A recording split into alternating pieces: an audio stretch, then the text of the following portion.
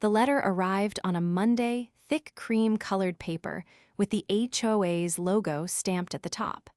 I almost tossed it in the trash before curiosity got the better of me. The moment my eyes scanned the words, my blood pressure spiked. Past due balance, $5,000. I laughed out loud. $5,000? For what? I paid my dues on time every quarter, like clockwork. I wasn't about to let some overreaching HOA shake me down for cash, didn't know. I marched straight to the HOA office that afternoon, pushing open the glass doors with a little more force than necessary. Behind the desk sat Margaret Billings, the HOA president and self-appointed queen of the neighborhood. She was in her late 50s, with a helmet of perfectly styled blonde hair that hadn't moved in decades. The second she saw me, her lips twisted into a tight smile. "Ah, Harrison Vance," she said, her voice dripping with fake politeness. "What can I do for you?" I slapped the letter onto her desk. "You can start by explaining this." She picked up the paper and gave it a cursory glance, then met my gaze with that sickly, sweet expression she always wore when she thought she had the upper hand. "That's your outstanding balance, Mr. Vance. You've been delinquent on your fees for over a year." I scoffed. "That's a lie. Have records of every payment I've made. Show me where I supposedly missed one." Margaret sighed, feigning exasperation, and pulled up a file on her computer. She turned the screen toward me, showing a neatly organized spreadsheet with my name highlighted in red. "According to our records, you've missed payments dating back to last year. Late fees have accrued, and this is the total amount due." I leaned in, scanning the document. Something felt off. I knew I had paid my dues, every single one, but before I could protest, Margaret slid a second paper toward me. "If you don't pay within the next 30 days, we'll have no choice but to place a lien on your home," she said, her tone pleasant but firm. That was the moment I knew this wasn't a mistake. Margaret was trying to squeeze me for money, and she thought I was just going to roll over and take it. She had no idea who she was dealing with. I didn't argue with Margaret. There was no point. Instead, I picked up the letter and left, keeping my expression neutral. Let her think she had me cornered. Let her believe I'd panic and pay up. That was exactly what she wanted, but instead of heading home, I drove straight to the bank. The teller pulled up my records, and within minutes, I had printed statements showing every HOA payment I'd made over the past 2 years. There wasn't a single missed transaction. I even had confirmation receipts from the HOA's online payment portal. Either Margaret was incompetent or this was intentional. I had a feeling, already knew the answer. With the documents in hand, I took the next step. I contacted a friend of mine, Daniel, a forensic accountant who had made a career out of exposing financial fraud. He owed me a favor from a few years back, and when I explained the situation, he agreed to take a look at the HOA's financials. It took him less than a day to find the first discrepancy. Margaret had been reallocating funds. Specifically, she'd been marking certain homeowners as delinquent, then moving their payments into an account under the name Community Discretionary Fund. The problem? That fund wasn't officially listed in the HOA's financial reports. It was a slush fund, and Margaret was skimming from it. Daniel gave me a breakdown of what he found, and the more I read, the worse it got. Nearly a dozen homeowners had been marked as owing money they had already paid. Their funds had been siphoned off into this hidden account. This wasn't just a clerical error, this was fraud. And I had the proofs. I wasn't the type to rush in without a plan. If I confronted Margaret directly, she'd find a way to cover her tracks, maybe even doctor the records before anyone else could look at them. I needed to hit her where it hurt, and I needed witnesses. The next evening, I knocked on my neighbor Carmen's door. She was one of the homeowners Daniel had identified as delinquent. When I showed her the records, she was furious. She had proof of every payment she'd made, just like I did. By the time the night was over, I had gathered a small group of homeowners who had all received similar fraudulent notices. Each one had documentation proving they were up to date on their dues. We had a case, and we had numbers. I spent the next day preparing. I filed an official complaint with the state's Homeowner Association Regulatory Board, attaching all the documentation. Then, with Daniel's help, I drafted a legal motion to freeze the HOA's discretionary funds until an investigation could be completed. The final step, a well-timed visit to the local news station. I didn't need to go on air. I just needed a reporter interested enough to dig into the HOA's finances. And as luck would have it, one of the journalists had been looking into HOA fraud cases for months. When I handed over the files, she practically lit up. By the time I returned home, the first cracks had already formed in Margaret's carefully constructed scheme. The next board meeting was set for Friday evening. I made sure to arrive early, my file of documents tucked neatly under my arm. The room was packed, word had spread fast. Homeowners who had never attended a meeting before now filled the chairs, their faces tight with barely contained anger. Margaret stood at the front, flanked by her usual inner circle of board members. She looked confident, but I saw the flicker of uncertainty in her eyes when she spotted me in the front row. She launched into the usual agenda, but I didn't wait. The moment she opened the floor for discussion, I stood. I laid out everything: the fraudulent charges, the slush fund, the missing payments. I showed the printed records, the financial discrepancies, the notarized statements from homeowners proving they had paid in full. The room erupted. Margaret tried to regain control, but it was too late. The homeowners were furious. Several demanded immediate resignations. Others called for a full audit. And then, just as Margaret started to bluster about misunderstandings, the doors opened and two uniformed officers stepped inside. Someone had tipped off the authorities. Margaret's face drained of color as the officers approached. One of them held a folder, the same complaint I had filed with the State Regulatory Board. The meeting ended in chaos. Margaret was escorted out, her protests drowned out by the shouts of angry homeowners. The board was in shambles, and by the end of the night, a vote had been called to remove every last one of them. As for the HOA's accounts, a judge granted the motion to freeze them pending a full investigation. Margaret wouldn't be siphoning off another dime. The aftermath was swift. Within weeks, a forensic audit exposed years of financial mismanagement. Margaret and several board members faced legal consequences. The HOA was forced to issue refunds to the homeowners who had been falsely charged. And me enjoyed watching every second of their downfall. Justice had been served. The fallout from the meeting was immediate. Margaret had been escorted out in disgrace, and the homeowners wasted no time in demanding a complete overhaul of the HOA. The board members who had aligned themselves with her tried to distance themselves from the scandal, but it was too late.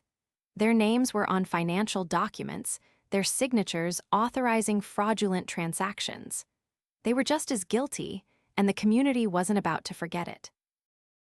The next morning, I woke up to an inbox flooded with emails from neighbors who had discovered even more discrepancies in their HOA accounts. Some had been overcharged for years, their payments mysteriously adjusted to show late fees they had never actually owed. Others had been fined for supposed violations that had no basis in the HOA's official rules. The scale of Margaret's corruption was staggering. I met with Daniel again, going over the findings. He had already contacted a financial investigator who specialized in HOA fraud cases. The evidence we had gathered was enough to prompt a formal investigation, but Daniel wanted to dig deeper. If Margaret had been skimming from the accounts for this long, there had to be more hidden somewhere off the book's expenses, falsified contractor payments, maybe even shell companies used to funnel money elsewhere. The next step was to get access to the HOA's internal financial records. The problem was, the board members who remained were scrambling to cover their tracks. Even though we had frozen the discretionary fund, there were still other accounts we hadn't been able to touch yet. If we didn't act fast, they might try to move money before the authorities could step in. That's when I decided to pay a visit to Richard Larkin, the HOA's treasurer. Unlike Margaret, Richard had always been more of a follower than a leader. He had been on the board for years but never made any real decisions. If anyone was likely to crack under pressure, it was him. I knocked on his door late in the afternoon. He answered hesitantly, his face pale and drawn. He knew why I was there. I didn't waste time with pleasantries. I laid out everything we had found so far, emphasizing that the investigation was already in motion. The longer he stayed silent, the worse it would be for him. Richard's hands shook as he invited me inside. He led me to his home office, where stacks of HOA paperwork and financial records were piled in disorganized heaps. He wasn't the mastermind behind the fraud, that much was obvious. He had been complicit, but only because he hadn't had the backbone to oppose Margaret. When I pressed him, he finally cracked. He admitted that Margaret had personally instructed him to alter payment records. Anytime a homeowner questioned their balance, she had provided him with a pre-written explanation to send back, full of legal jargon meant to intimidate them into compliance. But the most damning revelation came next. Richard revealed that Margaret had been funneling money into an account under her husband's name. The account wasn't listed under the HOA's official financial records, but Richard had copies of wire transfers that proved the connection. I took a deep breath and asked him the one question that mattered most. Was he willing to turn over the evidence? He hesitated, but in the end, self-preservation won out. He handed me a folder full of documents, bank statements, email correspondence, even signed authorizations from Margaret herself. This was the smoking gun we needed. I wasted no time. That same night, I forwarded everything to the Financial Investigator and the local news station. The next morning, the story broke. By noon, Margaret's name was plastered across every news site in the county. Reporters camped outside her house, demanding a statement. The Homeowners Association was in full meltdown, board members scrambling to issue official responses while trying to save themselves from legal consequences. Then came the final blow. Law enforcement issued formal charges against Margaret and her inner circle. Embezzlement, fraud, financial misconduct, it was a laundry list of crimes, each carrying serious penalties. The HOA was thrown into disarray. With Margaret gone and the remaining board members resigning in disgrace, the homeowners held an emergency meeting to elect an entirely new leadership. This time, the community made sure to choose people who actually had the neighborhood's best interests at heart. In the weeks that followed, the forensic audit uncovered even more financial mismanagement. The homeowners who had been falsely charged were reimbursed, and all unjust fines were wiped from the records. The HOA's bylaws were rewritten to include strict financial oversight measures, ensuring that nothing like this could ever happen again. As for me, I finally had peace of mind knowing that justice had been served. Margaret had tried to bleed the community dry, but in the end, she had only destroyed herself. And the neighborhood was better off for it. With the HOA board gutted and Margaret facing criminal charges, the neighborhood finally had a chance to breathe. But just because the corrupt leadership had been exposed didn't mean the battle was over. There was still the mess they had left behind, the financial wreckage, the mismanaged funds, and the homeowners who had suffered under their fraudulent reign. The first order of business was appointing a new HOA board. The community held a meeting in the park, an open-air gathering where every homeowner could have a say. The days of backdoor deals and secret votes were over. People wanted transparency, and they weren't going to let another power-hungry group take control. Carmen, my neighbor who had helped rally the homeowners, was nominated for president. She had always been level-headed, fair, and outspoken about the issues that plagued the community. Richard, the former treasurer who had turned over evidence, was allowed to stay on as long as he agreed to strict oversight. The other positions were filled by people the neighborhood trusted, many of them long-time residents who had been victims of the previous board's corruption. Once the leadership was in place, we turned to the next issue, the HOA's financial state. The forensic audit was still ongoing, but early findings showed that Margaret and her cronies had left the accounts in shambles. Money had been funneled into personal expenses, bogus maintenance projects, and inflated contractor payments. The discretionary fund, which we had frozen, was only the tip of the iceberg. The biggest problem was that some of the missing funds came from the reserve account, the savings meant for emergency repairs and long-term maintenance. With those funds depleted, the HOA was financially crippled. The new board had to figure out how to get the money back without unfairly burdening the homeowners who had already been scammed. Daniel, my forensic accountant friend, suggested legal action against the former board members. Since we had evidence of fraud and embezzlement, we could file civil lawsuits alongside the criminal charges.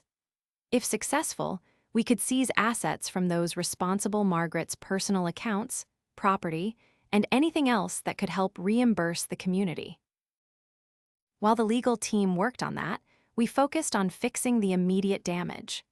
The bogus fines and fabricated debts that Margaret had imposed were officially erased. Homeowners who had been bullied into paying fraudulent fees were issued refunds out of what little remained in the HOA's general fund. It wasn't much, but it was a start. To cover the shortfall in the reserve fund, we proposed a temporary solution. Instead of raising dues, we organized a series of voluntary contributions and community fundraisers. People were so eager to rid themselves of Margaret's legacy that they pitched in without hesitation. Some donated money, while others contributed their skills. Contractors offered free labor for necessary repairs. Landscapers volunteered to fix the neglected common areas, and local businesses chipped in with supplies. As the weeks passed, the neighborhood transformed. The oppressive atmosphere that had hung over the community for years lifted. People who had once kept to themselves out of fear of the HOA's retaliation now gathered in front yards, chatting and laughing. The sense of unity that had been eroded by Margaret's reign of greed slowly returned. But just as things started to settle, a new complication arose. One evening, Carmen called me over to her house with urgency in her voice. When I arrived, she spread out a stack of documents on her kitchen table, new complaints from homeowners who had received notices from a debt collection agency. Margaret had sold off outstanding debts to a third-party collector just before the accounts were frozen. Even though we had legally voided the fraudulent charges, this collection agency was now harassing residents, demanding payment for money they didn't owe. It was a last-ditch effort to squeeze the community one more time, and it had to be shut down immediately. I spent the next day making calls, starting with the collection agency itself. Predictably, they claimed they had purchased the debts legally and had every right to collect. They didn't care that the charges were fraudulent. They had paid for the accounts and intended to get their money's worth. That was when I decided to take a different approach. Instead of arguing, I gathered more evidence. I compiled the court order that froze the HOA's accounts, the financial audit that proved the debts were falsified, and the legal documentation showing that the fees had been erased.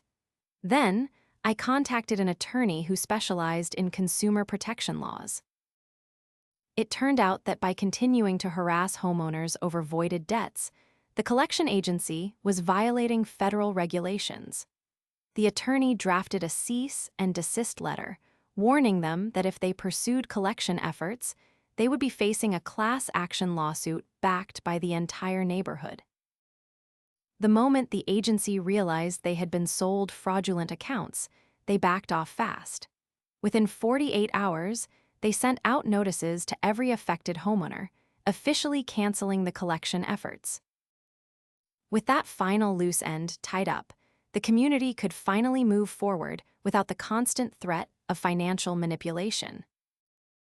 The legal battle against Margaret and her board members continued, but with the weight of the law pressing down on them, their fates were sealed.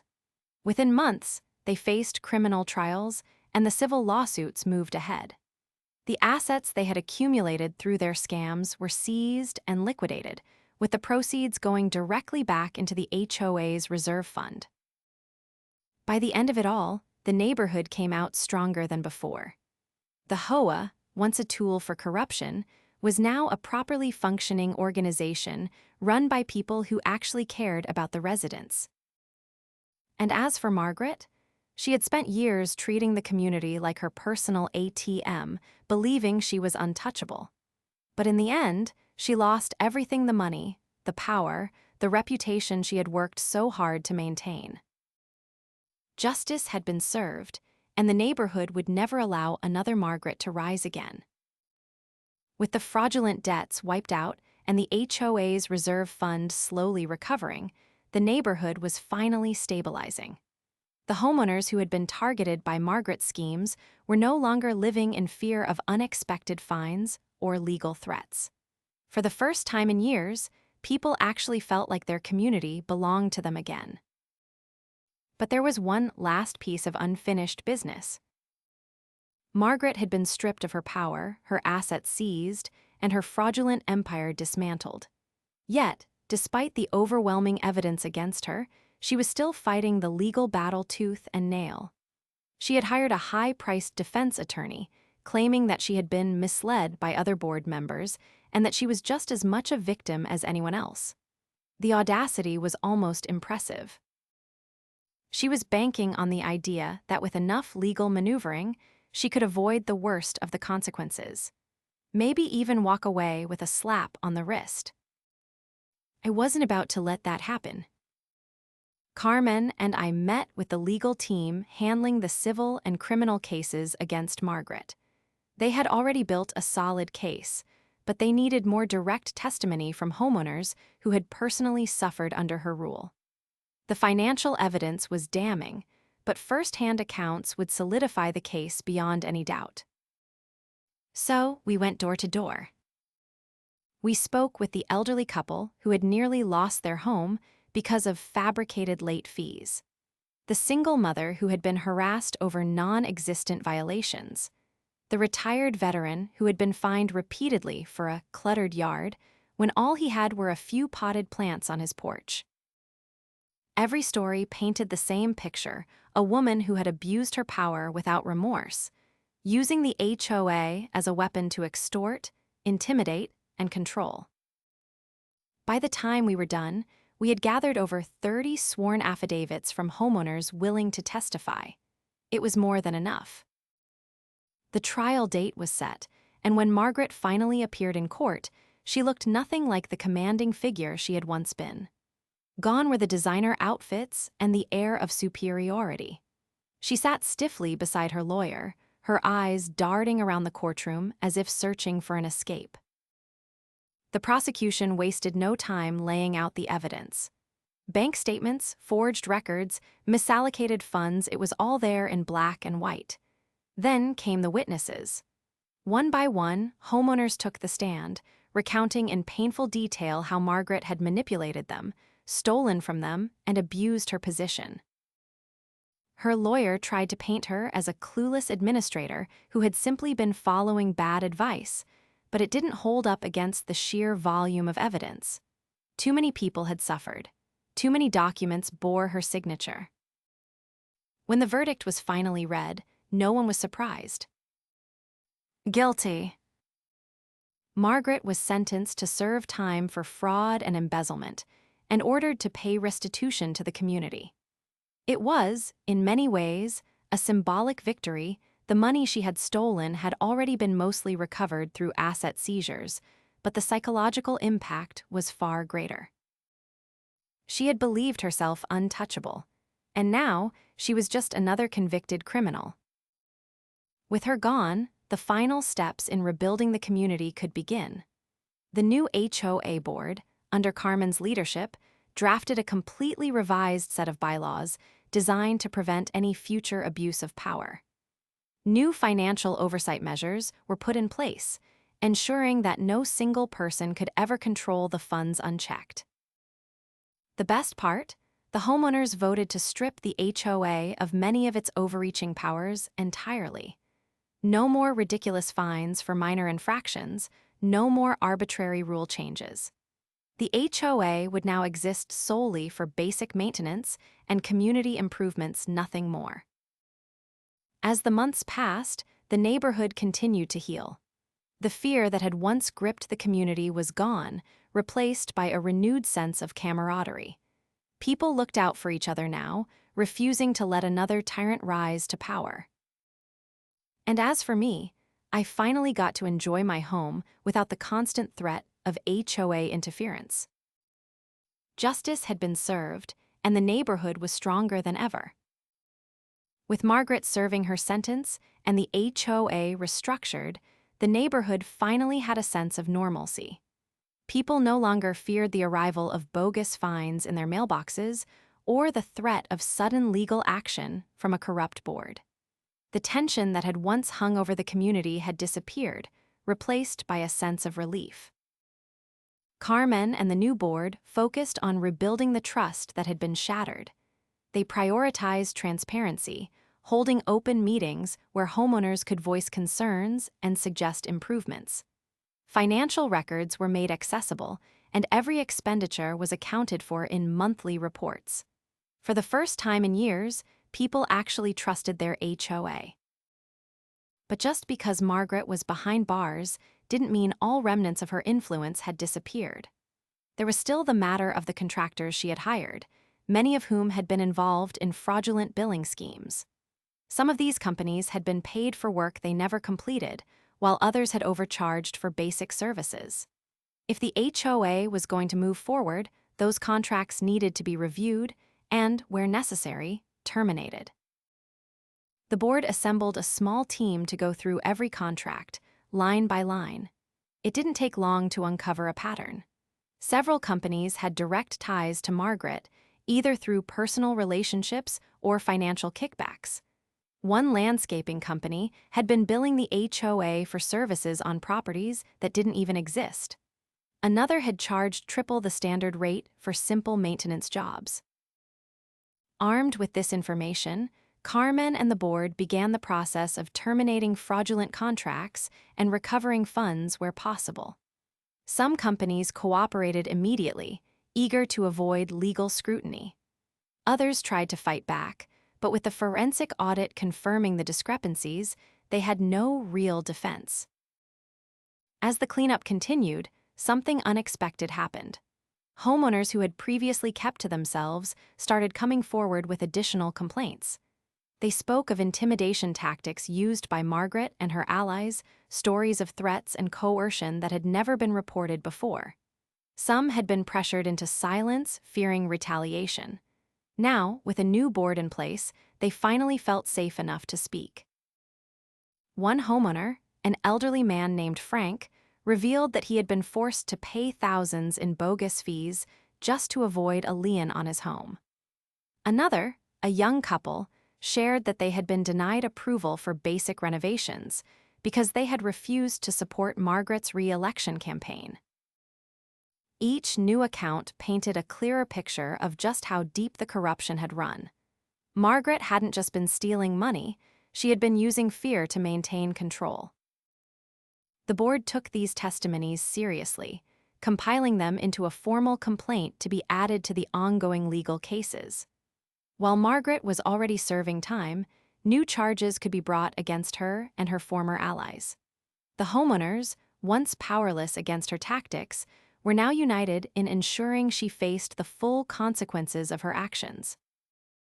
With the legal battles winding down, attention shifted toward repairing the damage that had been done to the neighborhood itself. Years of mismanagement had left common areas neglected. The parks were overgrown, sidewalks were cracked, and community facilities had fallen into disrepair. Instead of waiting for expensive contractors, residents took matters into their own hands. Volunteers gathered every weekend to clean up the parks, plant new flowers, and repaint worn-down structures. Local businesses donated supplies, and skilled tradespeople within the neighborhood offered their expertise for free. What had once been a divided community was now stronger than ever. People who had never spoken to one another before now worked side by side, fixing what Margaret had tried to destroy. By the time the year came to a close, the transformation was undeniable. The HOA was no longer a source of fear, but a properly functioning organization. The neighborhood had regained its beauty, and the scars left by corruption had begun to heal. As for me, I finally got to enjoy the home I had fought so hard to protect. No more fabricated fees, no more legal threats, just peace. Margaret had believed she was untouchable, but in the end, justice had prevailed. The community had stood up against corruption and won. And the neighborhood would never allow another tyrant to rise again.